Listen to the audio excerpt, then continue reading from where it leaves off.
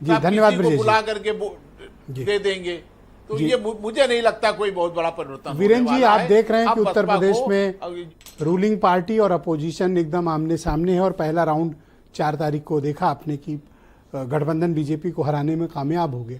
अगली भिड़ंत 9 सीटों पर है जो खाली हो गई हैं इनफैक्ट विधानसभा की, और नेता प्रतिपक्ष का भी चयन होना है। उत्तर प्रदेश में आप इमीडिएट चैलेंज बीजेपी और अलायंस के सामने क्या दिखते हैं? देखिए, एक तस्वीर जो साफ है वो ये है कि उत्तर प्रदेश में 2 बड़े दल हैं, एक तो भाजपा है और दूसरा समाजवादी पार्टी। बहुजन समाज पार्टी लगभग समाप्त हो रही है और कांग्रेस का उदय अभी होना बाकी है, उसने शुरुआत कर दी है। अब बात आती है कि जब सपा और भाजपा ही 2 बड़े दल हैं तो इनके सामने अब चुनौतियां क्या हैं। दोनों के सामने अलग अलग चुनौतियां इस तरह से हैं कि भाजपा यूपी में लोकसभा चुनाव बुरी तरह हारी है, उसके यहाँ कुछ मंत्रियों के पद भी खाली हुए हैं, मंत्रिमंडल में परिवर्तन भी करना है, और 2027 का जो उनका अगला लक्ष्य है फिर से सत्ता हासिल करने का, उस पर उनको काम करना है। समाजवादी पार्टी के पास एक मनोबल बढ़ाने वाली जीत है। अखिलेश यादव देश में एक बड़े नेता के तौर पर उभरे हैं, सपा का ग्राफ बढ़ा है, लेकिन अभी उन्हें 2027 में जीत का एक रास्ता तय करना है। जिस ओबीसी और दलित के फैक्टर को जोड़कर वो 37 लोकसभा की सीटें जीते हैं, उनको उसको बचा कर रखना पड़ेगा, आगे लेकर जाना होगा। ब्रजेश जी, भाजपा को संगठन और सरकार दोनों जगहों पर बहुत सारे परिवर्तन का सामना करना पड़ेगा और खास तौर से नेताओं और मंत्रियों को अपने व्यवहार में भी परिवर्तन लाना पड़ेगा। अफसरों की कार्यशैली पर भी अंकुश लगाना पड़ेगा और कार्यकर्ताओं के मनोबल को कैसे बढ़ाया जाए, इस पर भाजपा को काम करना पड़ेगा। रोज जो 200, 500, 1000 लोग पार्टी में शामिल करा रहे हैं, जो विभिन्न दलों से आ रहे हैं, जिनका कोई टैग रिकॉर्ड नहीं देखा जा रहा है, इस पर भी भाजपा को अंकुश लगाना होगा। वो जो जनाधार लोकसभा चुनाव में खो गया, उसको वापस हासिल करना अब एक बहुत बड़ी चुनौती भाजपा के लिए है। कई सारे मंत्रियों को भी हटाने की चर्चा चल रही है यूपी में जी। योगी मंत्रिमंडल में फेरबदल की बात आ रही है, कई सारे नए मंत्री भी बनाए जाएंगे, लेकिन हम नाम तो कई मंत्रियों के जानते हैं, लेकिन एक आदमी का नाम बताएंगे, सिद्धार्थ नाथ सिंह, जिनको फिर से उत्तर प्रदेश के मंत्रिमंडल में लिया जाएगा, चाहे जब विस्तार हो। ये ऐसी चर्चा है। इसके अलावा और कई नाम हैं, लेकिन जिस ज्यादा नाम ले लीजिए उनका नाम कट जाएगा, बाद में शिकायत करेंगे। तो आपने क्यों नाम लिया फिर सिद्धार्थनाथ का? ये तो आपने कांड कर दिया। तो आपने कहा बाकी ये नहीं बताऊंगा, इनका बताऊंगा, और जिनका बताऊंगा उनका कटेगा।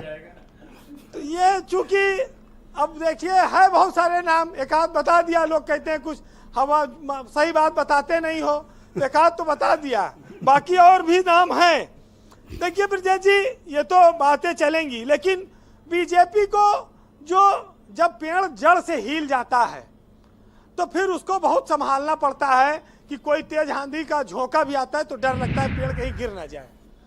तो अब इस पेड़ को दोबारा से इस जड़ों को मजबूत करने के लिए उनको बहुत काम करना पड़ेगा, क्योंकि बहुत दिनों तक उपेक्षा हो गई।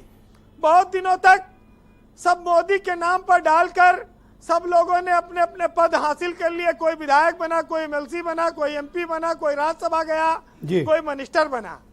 अब जिम्मेदारी और समीक्षा सबकी धीरे धीरे होनी चाहिए। एक चीज ब्रजेश जी, चुनाव ने और साबित किया कि मुलायम सिंह और शिवपाल यादव 2 ऐसे नेता हैं जिन्होंने अपने जीते जी अपने बेटों को राजनीति में स्थापित कर दिया। परिवारवाद के नारे को जनता ने नहीं माना, खारिज कर दिया, और इन दोनों नेताओं के बेटे आज राजनीति में चमक रहे हैं। ये भी एक महत्वपूर्ण इस चुनाव का नतीजा है।